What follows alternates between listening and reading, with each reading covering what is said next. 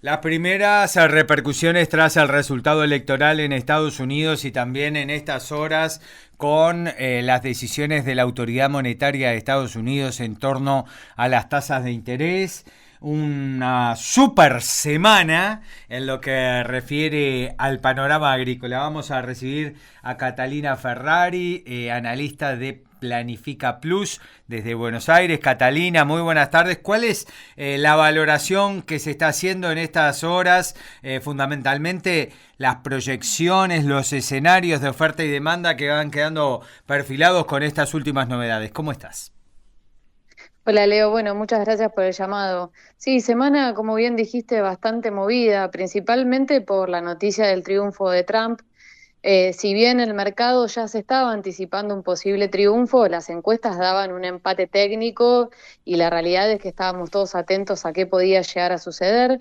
Finalmente se confirmó Trump como presidente y automáticamente el mercado reaccionó a la baja en el caso de la soja, pensando en que Trump una de las cosas que dijo era volver a incrementar todo lo que es las tasas de importación. Obviamente eso afectaría el comercio con China y esto repercutió negativamente. Inclusive hoy las noticias de exportaciones de Estados Unidos, que sale todos los jueves, fue positiva para el mercado, generando subas, porque China, antes de la asunción de Trump, está saliendo a demandar justamente soja sobre Estados Unidos en las últimas semanas. Un volumen récord de importación tuvo para el mes de octubre, según datos de la aduana china, y esto obviamente repercute en el mercado porque de corto está generando, por lo menos en el día de hoy, subas asociados justamente a esta demanda. La incertidumbre empieza a ser que va a pesar en el mediano, si efectivamente a partir del 20 de enero del 2025, cuando suma Trump al gobierno,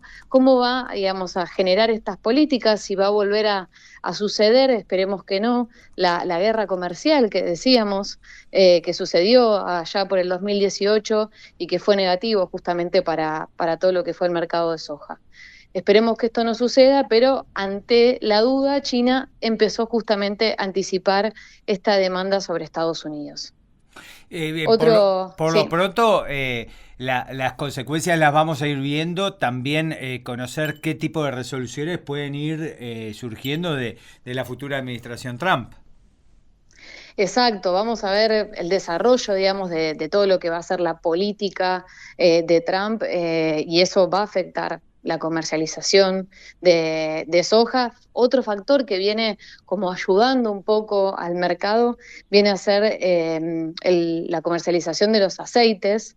Los aceites se manejan en tándem. Tenemos cuatro aceites principales a nivel mundial, que son el aceite de girasol, el de palma, el de colza y el de soja. Cuando uno baja es como que repercute y acompaña porque son rápidos sustitutos, entonces eso genera como que a nivel de precios se manejan de una manera semejante y estamos teniendo alzas en el precio del aceite de palma, que es el principal aceite que se consume a nivel mundial.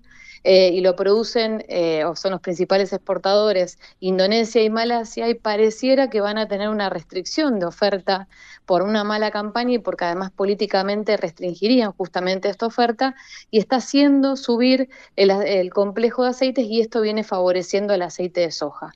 Entonces, fíjate que, digamos, hay varias noticias desparramadas que por lo menos en el corto están generando subas, hay que ver eso cómo se traslada.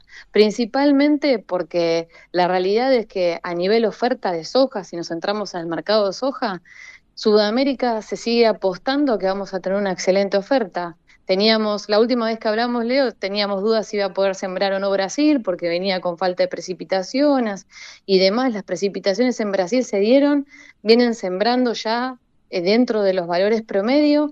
Nosotros acá a nivel Argentina, la realidad es que también, sobre todo en los últimos 15 días, se dieron lluvias que favorecen justamente el comienzo de la siembra de la oleaginosa de manera local. Entonces, hoy el mercado está, por un lado, mirando todas estas noticias más de economía y coyunturales en función de qué va a hacer Trump, cómo viene la demanda de China, qué pasa con el aceite.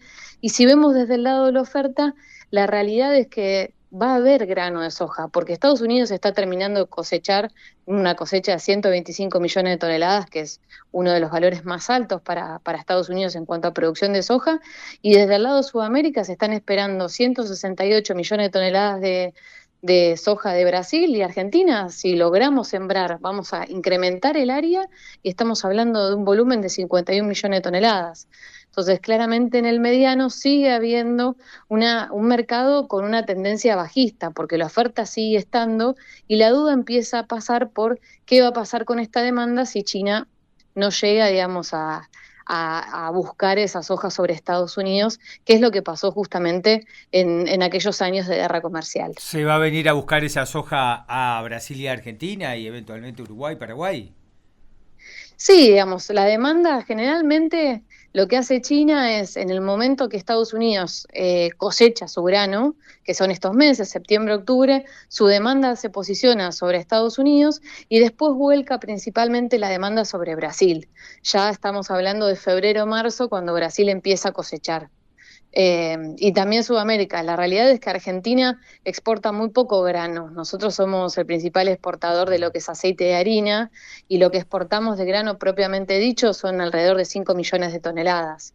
Hay que ver, digamos, qué termina sucediendo con el resto de las plazas y sobre todo también no deja de ser un interrogante que puede llegar a pasar con la economía china, porque el mes pasado el gobierno lo que hizo fue bajar las tasas de interés de referencia en China tratando justamente de reactivar un poco la economía que no está creciendo a las famosas tasas chinas que conocíamos en otros momentos.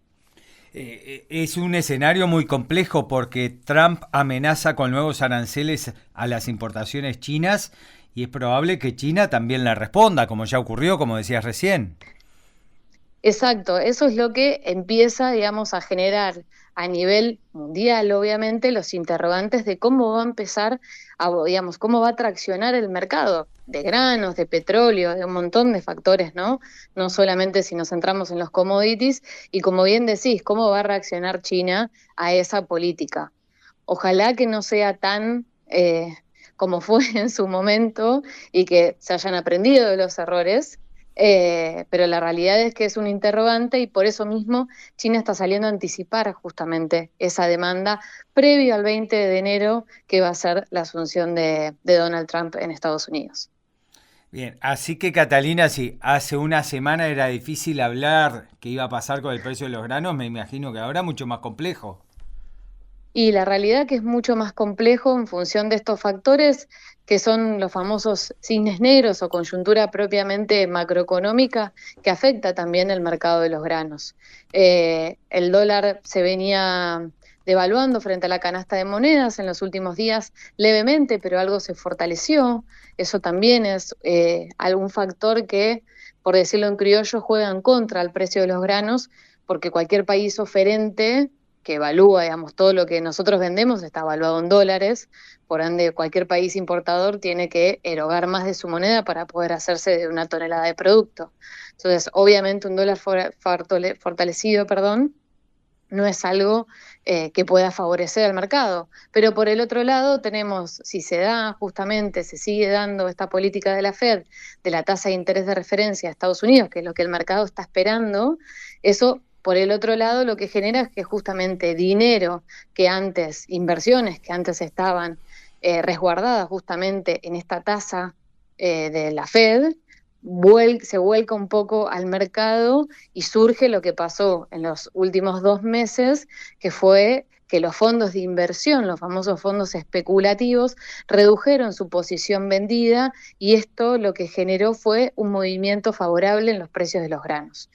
Entonces, la realidad es que, bueno, obviamente yo soy analista de granos y a mí me parece que el mercado siempre es muy dinámico, pero sobre todo en estos momentos es necesario tomarse el tiempo para analizar y, si lo miramos desde el lado del productor, no dejar de ver cuáles son los números que necesitamos para poder vender nuestro producto y que tener una rentabilidad positiva, sobre todo Necesitamos pensando una que soja por lo menos $50 arriba de lo que está ahora.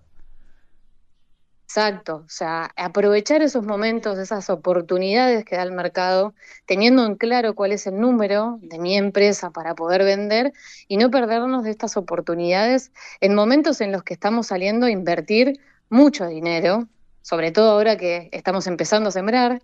eh, y eso obviamente también dependiendo del clima, cómo se viene desarrollando la campaña.